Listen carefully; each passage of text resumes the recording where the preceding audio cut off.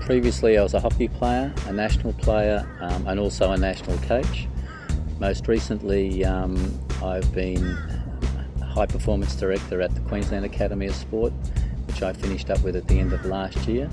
And I was born and bred in Ipswich and spent the first 25 years of my life there, having started hockey really in my involvement when I was 9 years of age.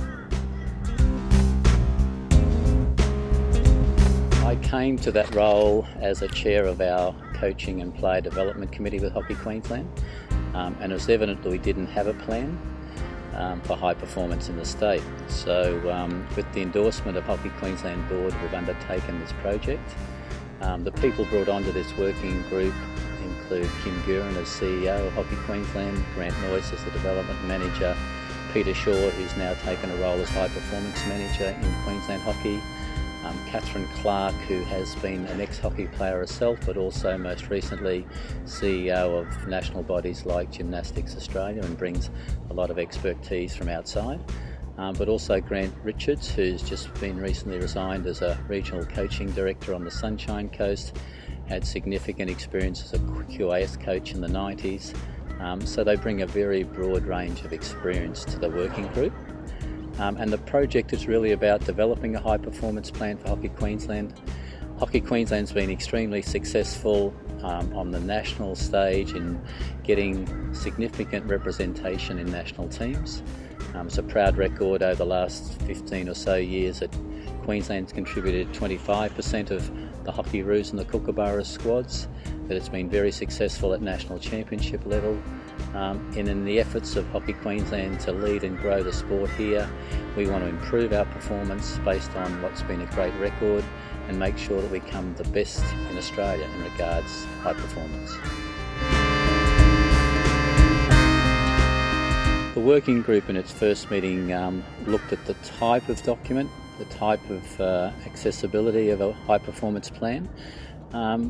Generally, we want to be able to include things like what are specific targets, tangible targets for Queensland Hockey to achieve.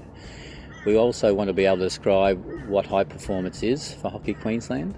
We understand that different stakeholders, whether they be member associations or the state body or Hockey Australia, may consider high performance to be different depending on their organisation. So in it, we want to be able to describe the roles and responsibilities of the various support agencies or stakeholders in the pathway of a talented athlete in Queensland. And if we can do that and get alignment, make sure that this particular document aligns with the strategic goals of Hockey Queensland, it aligns with a high performance plan for Hockey Australia, it fits nicely with where member associations see their role, then we can get something that's, again, articulates everybody's role and responsibility. Then we're going to be in a better position to efficiently become the leader in Australia in this area.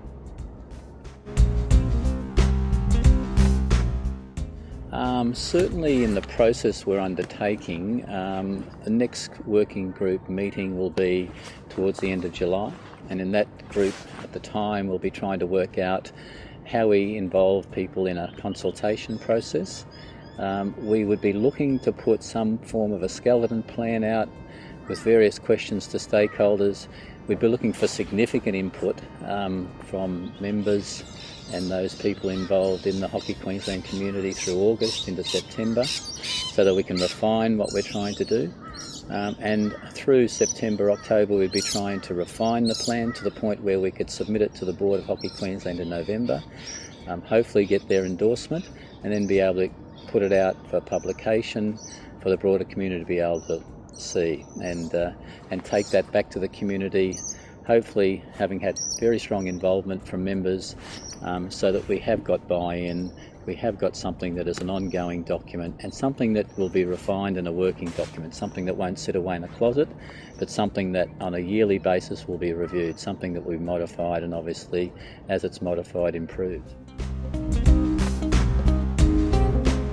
Look, I think it's been extremely valuable that Hockey Queensland decided to take on the two projects simultaneously. It's critical that the high performance plan links and dovetails extremely well with the development plan. And to be able to do the two simultaneously, to have Grant Noyce as the State Development Manager on our working groups critical as well.